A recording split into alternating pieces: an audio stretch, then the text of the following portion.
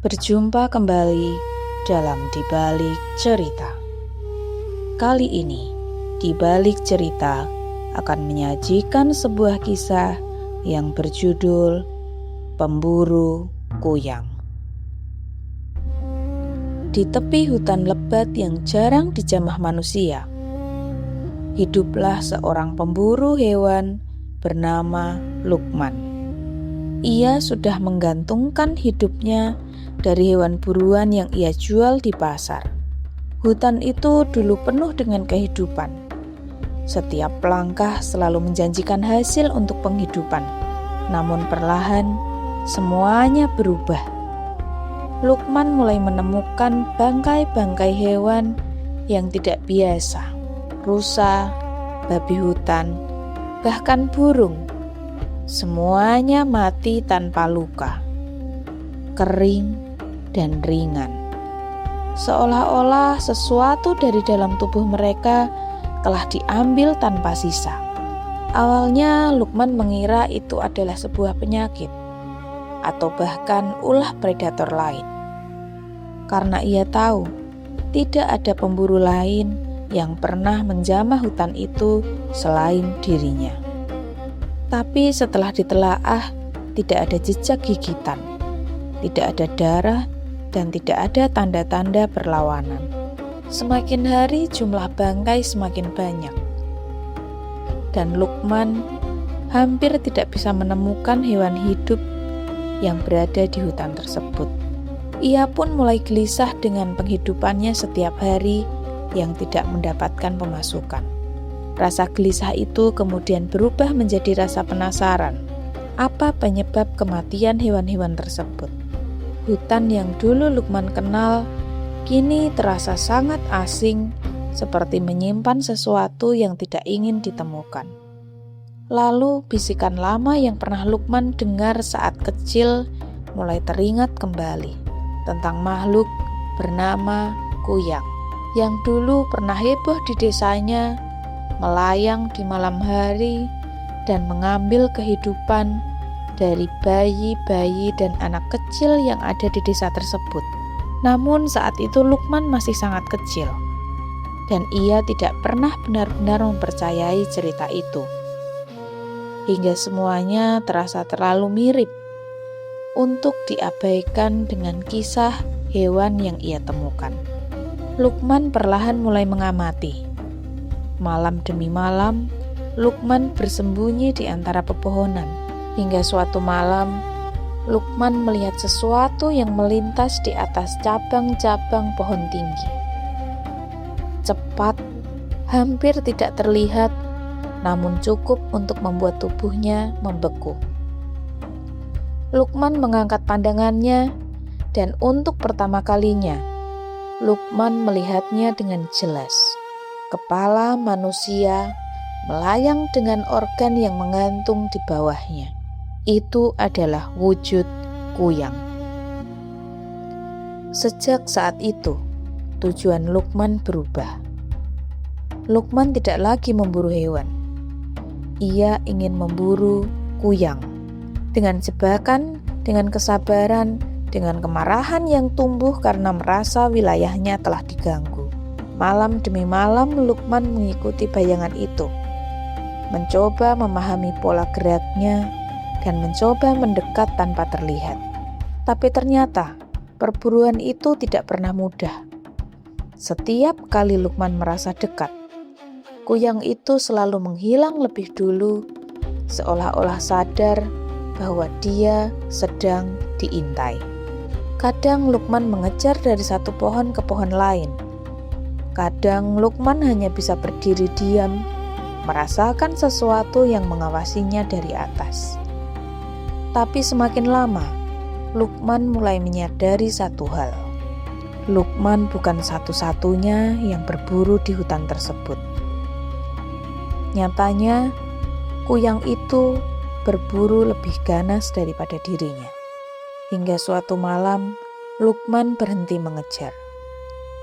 Lukman memilih untuk menunggu, berdiri diam di tengah hutan, membiarkan kenyamanan dirinya.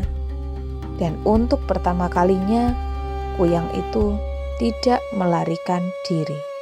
Lukman turun perlahan dari kegelapan, mendekat cukup hingga terlihat jelas. Wajah kuyang itu terlihat tidak asing bagi Lukman. Dalam ingatannya yang samar, muncul cerita lama tentang seorang perempuan tua di keluarganya yang dulu menghilang tanpa jejak. Orang-orang berbisik bahwa wanita itu memiliki ilmu hitam untuk bertahan hidup lebih lama dari yang seharusnya. Namun karena Lukman waktu itu masih kecil, ia hanya mendengar dan mengabaikan begitu saja. Dan di tengah gelap hutan, Lukman akhirnya mengerti. Kuyang itu adalah neneknya sendiri. Lukman mencoba bergerak, namun tubuhnya terasa berat. Tidak ada serangan yang kasar, tidak ada teriakan yang panjang. Hanya keheningan dan kedekatan yang aneh yang seolah-olah itu bukan merupakan ancaman, melainkan sesuatu yang telah menunggunya sejak lama. Malam itu sesuatu berubah tanpa suara, tanpa perlawanan yang berarti. Hingga keesokan harinya, hutan terasa berbeda. Tidak ada lagi bayangan yang melintas. Tidak ada lagi rasa yang menonjol, dan hewan-hewan perlahan kembali terlihat. Dan Lukman merasa semuanya telah berakhir. Lukman pun kembali menjalani hidup seperti biasa, seolah-olah tidak pernah terjadi apa-apa. Namun perlahan, hal-hal kecil mulai terasa janggal. Beberapa hewan terlalu mudah untuk ditemukan. Semenjak pemburuan Lukman dengan kuyang itu, seperti hewan-hewan kini menghampiri Lukman dengan bahagia, meminta untuk diburu dan dibawa pulang. Kadang beberapa hewan terlihat sudah lemah, seolah benar-benar menunggu kedatangan Lukman untuk memburunya. Lukman menganggap itu bukan hal yang biasa. Ada apa lagi tentang hal ini? Hingga suatu malam, Lukman menemukan seekor rusa yang masih hangat. Terlihat baru saja ada sesuatu yang menghampirinya. Namun dari badan rusa tersebut kering, kosong, dan masih bertahan seperti sebelumnya.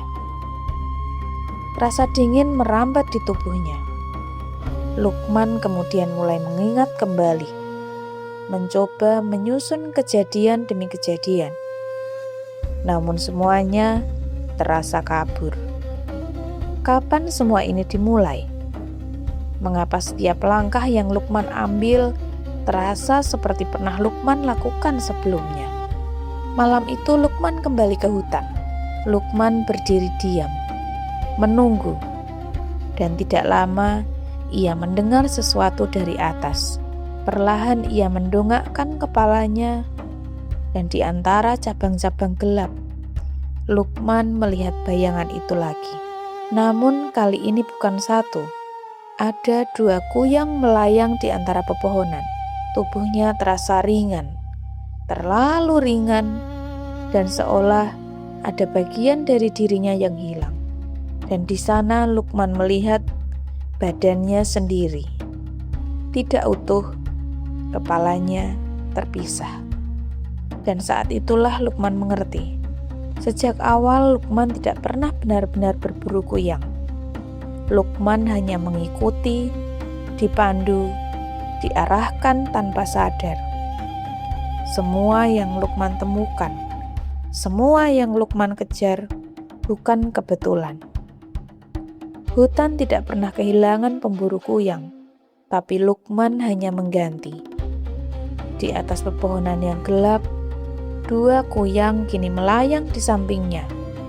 Yang satu telah lama ada, dan yang satu lagi baru saja mengerti.